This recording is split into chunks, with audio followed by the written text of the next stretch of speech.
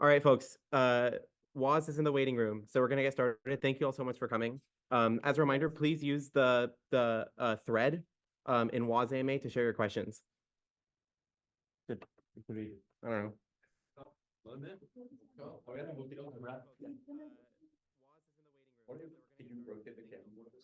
Yeah. Hello. I don't know if you can hear me. I may have to check some settings. We can hear Hold you. on.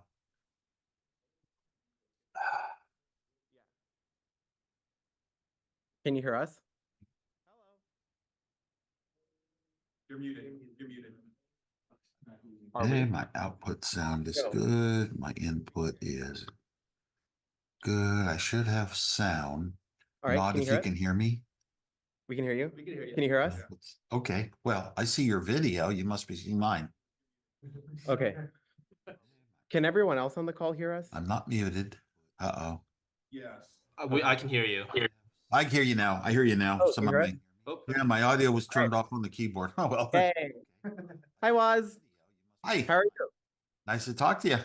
It's Hello, so great to everybody. see you. Yeah, so we're really grateful to have you here. How's your day been? It's been good but crowded, one thing after another, and can't get them done. So we're very tight on timing. My wife said try to make it 15 minutes. What we could do is we could do it, if that's not long enough, we could do a second one at a later date.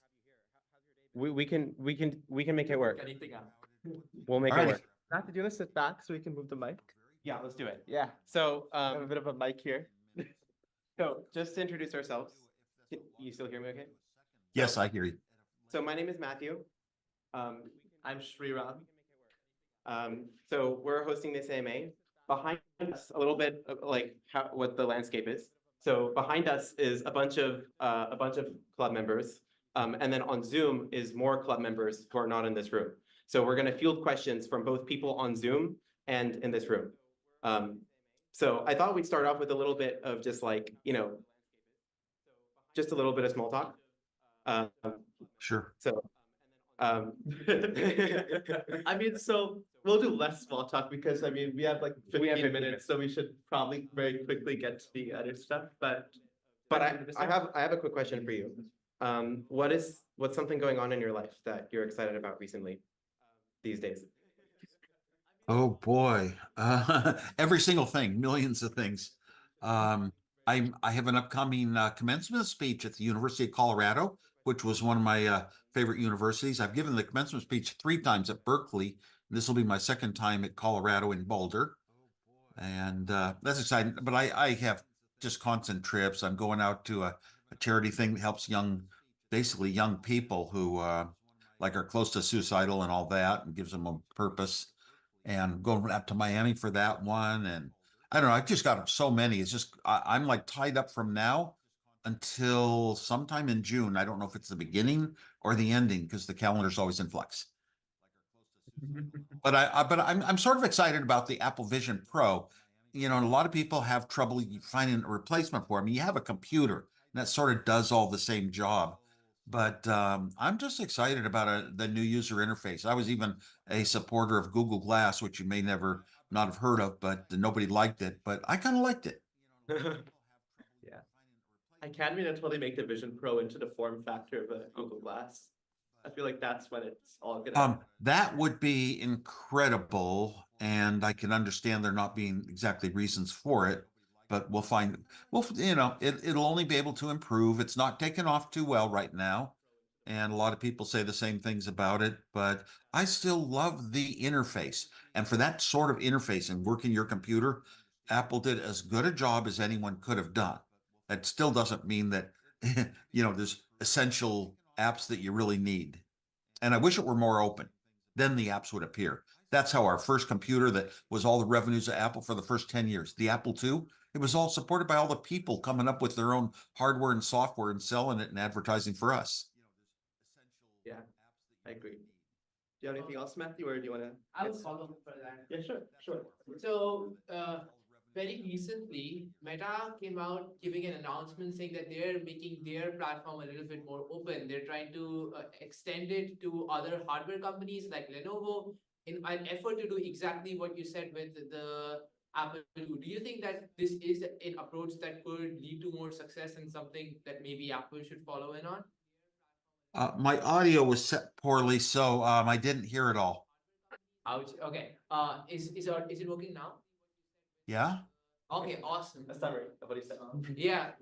So Meta recently announced that they were trying to make their platform more open. Is that something that you think is going to be good because it's similar to the lines of what is going on with the Apple II, or do you think that maybe their direction is a little off?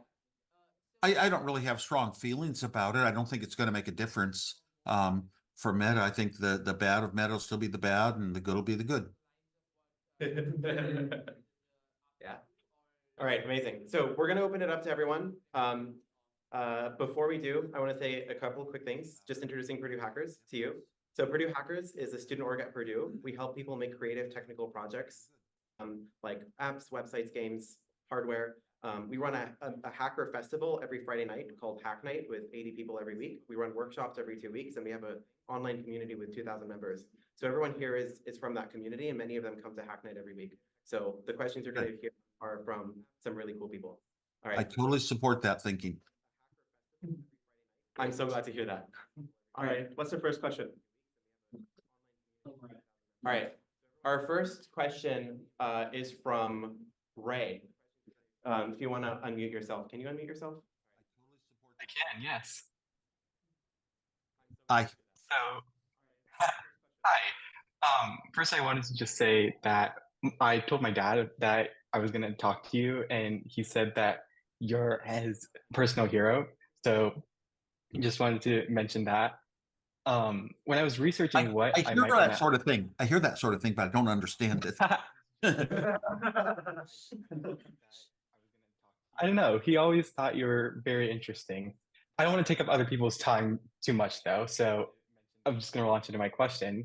When I was researching what I might want to ask you, I noticed that at one point in your life, you're actually a teacher to fifth graders. And I'm personally also passionate about teaching computer science and bringing up the next generation.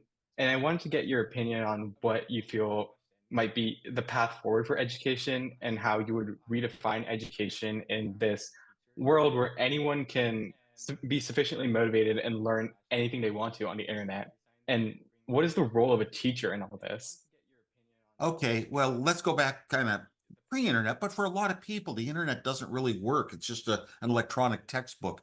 I was motivated my whole life to care when I was young for my own life about, teachers caring about you, and mentors the same thing in business.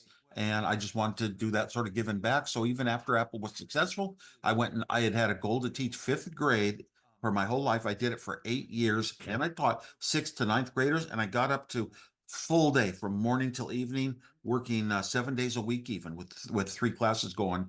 And it was just something that was in me. I wanted to go in. I never let press near it because I didn't want students reading things in the press and saying that's not how it was. They wouldn't have time for that.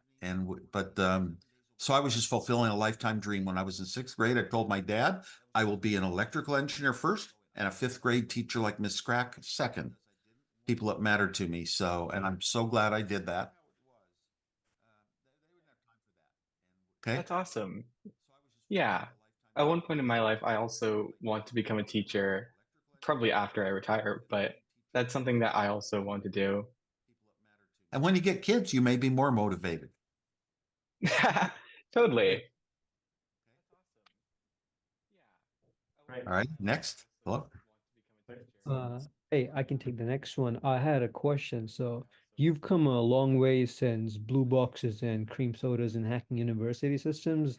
So given your position today and all your heavy responsibilities today, do you still find the time to hack around or maintain pet projects? And if you do, what's a fun one you've recently worked on? Okay. Yeah. I've never in my life really done what people think of as hacking into a computer. Never done that. I've looked over somebody's shoulder, only 3 times that I get somebody else's passwords and just to play tricks, just for pranks. And so my idea of hacking, though, is just very much like the original hackers. If you find any spare computer time, you can get on it and try and hone your skills. And also, looking to me, hacking is very much looking for something you're not supposed to be able to do and finding a way to do it.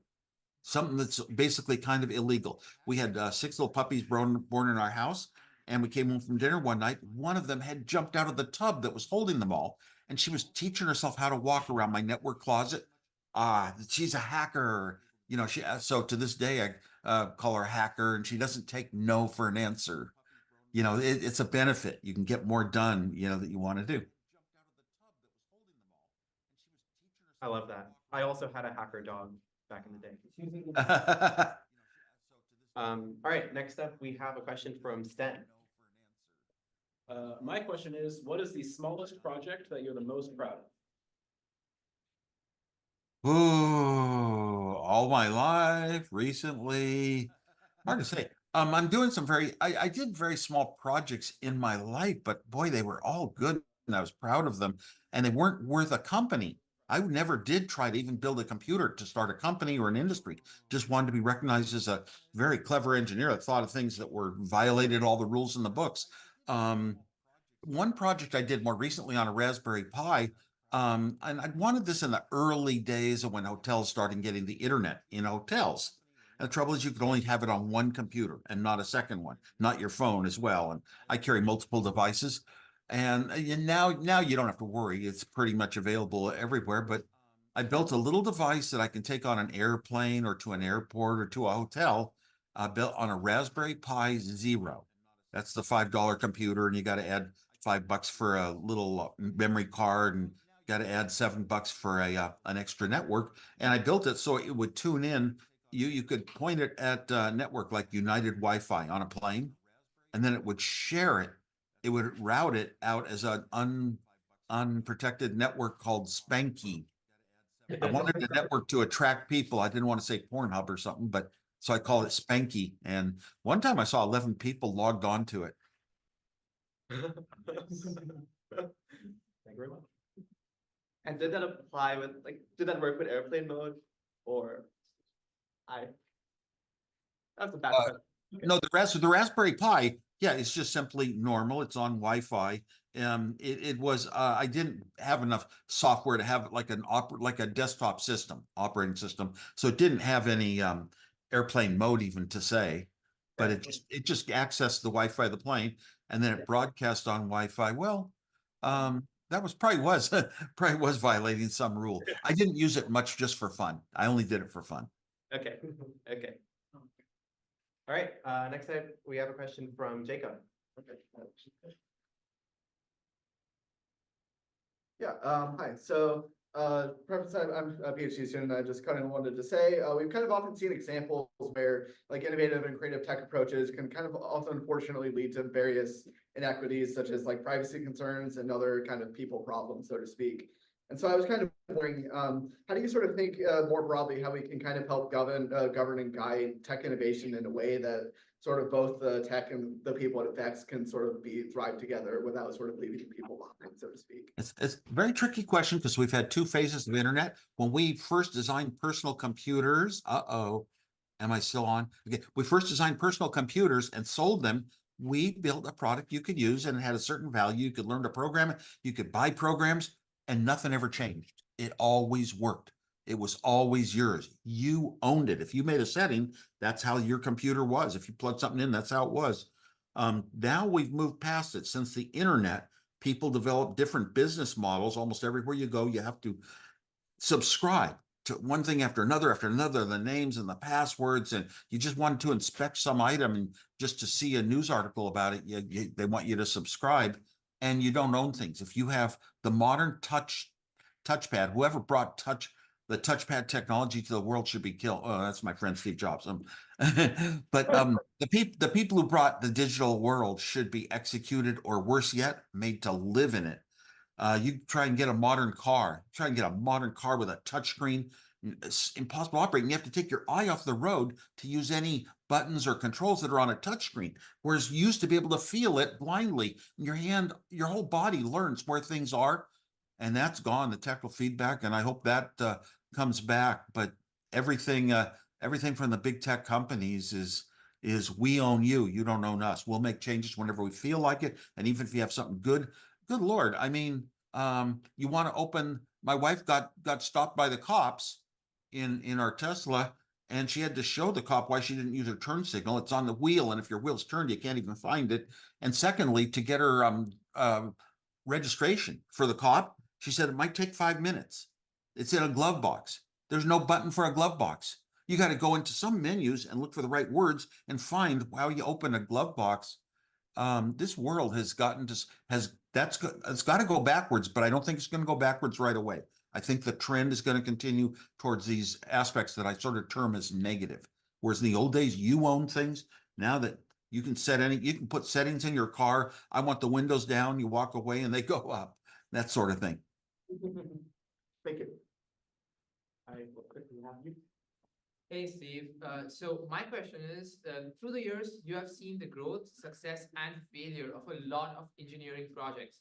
What aspects of those projects tend to excite you about both the ideas, and have you noticed a pattern in the most successful ones today? Oh, features that that enhance the user and are not just there to be a feature to sell more products when it hasn't been thought out from the point of the manufacturer, but from the consumer.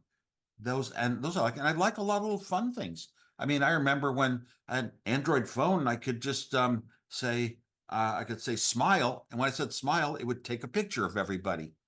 It was, just a cute feature, kind of not worth something, but I did a lot of projects in my life, did them really well that weren't worth things like starting companies, but they were kind of neat and fun. Always try to follow the fun and try everything you do in life that's work, try to make some fun in it.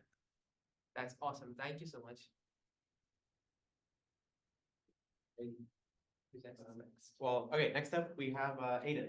Aiden, go. Hello. So I know that you helped with Apple, which is a very digital company, but I wanted to ask if there was any like analog technology that you prefer to like the digital like counterparts. Not sure I can answer that. Almost everything that was analog once and is digital now, I prefer the old analog ways. I think they were better for us. They worked, they were understandable. And to this day, if I can do something a little bit analog, sometimes it's just having something on a piece of paper instead of you have to find it on a cell phone screen or something. That's just my opinion. And it's sort of been changing in the last decade really heavily that we just try to make everything digital, and that's a shame. Now, I was fortunately an analog engineer first because I got in very early, ham radio license in 10 years old, and so I was actually a television engineer. The old analog televisions. You put signals like sine waves on a piece of wire and they turned up as color. And then now I was also really skilled digitally, and I just went out of the book. The books mathematically were all written on calculus for color TV, but I could do it just plug a digital ones and zeros on the wire, and it solved the problem much better and cheaper, made things possible that never been done before. And I often, thought that way. The analog circuits were based on mathematics, and you had to be a genius at math to design anything in those days. And engineering is not the same now. Engineering is two different words. There's very few people that go back into the old, analog engineering circuits. I could hook pieces together and they'd make a project, resistors and capacitors and inductors and tubes, vacuum tubes and transistors and all that. And it's kind of hard to get down to that little low level of building little things yourself. Now you got to start at a higher level. I was careful though when we had our 6 puppies born in our house. My wife numbered them 1, 2, 3, 4, 5, 6. Number 1 was in brown. Number 2 was in red. Number 3 was in orange. These are the old color codes of the old resistors in the real long ago analog days. Amazing. Do you have time for a couple more? You said 720 is your hard stop? Yeah, let's try, but let's hold to it. All right, let's do it. Okay, so next up we have artists on Zoom. Do you want to unmute? Hi, Marcus. Can you mute yours? Okay. I hear a little bit of echo. Yeah. All right. Yeah. So hi, I'm Artus. And I had a question. So, outside of Apple, what are some challenging or memorable projects you've worked on, and what can we learn from it? Whoa, outside of Apple, I did the first remote control, universal remote control, and it was really clever. You'd put your remote control into it and push the buttons, and it would look at the infrared signals up and downs, and then it would duplicate them, and you could put a whole bunch of signals into it, and it would emit a whole bunch from different controllers all at once. It was really incredible machine, but and the reason I did that was people in America only had two remote controls, one for the TV, one for a VCR. A few of us bought laser discs, not that many in America. That's a third remote control. There was only one hi-fi in the world that had a remote control, a Bang & Olufsen. I had it. So I had a fourth remote control, and satellite TV didn't exist yet. But I built a huge antenna. You could aim it at a satellite, tune in a certain transponder, and see all the movies they were sending to cable channels. And the guy in Canada built the receiver. That's a fifth remote control. I said, gotta simplify this and get it all down to one. And that was a really good project I'm very proud of. Another one was I put on a huge rock festival. It's the forerunner of all today's big rock festivals like Coachella. And it was in Southern California, sold 1 million tickets over 2 years. It was the largest stage ever. It was the first time ever concert in America had a video screen. Never before mine, us festival. And it was the first time we did 3 space bridges, two-way video to the Soviet Union when it wasn't even Russia, the Soviet Union in Cold War. This was just almost unheard of and impossible. And I did a lot of other things for peace between the countries back then. And it's very difficult. Okay, we got time for one more question. Yeah, do you mind if so I just had a quick question generally. So I'm a first year student for CS at Purdue, and I was wondering, if you were in my shoes, if you were to go back, 30 years, what would you do 40 years? I didn't hear it all. The audio dropped. What would you do if you were a student?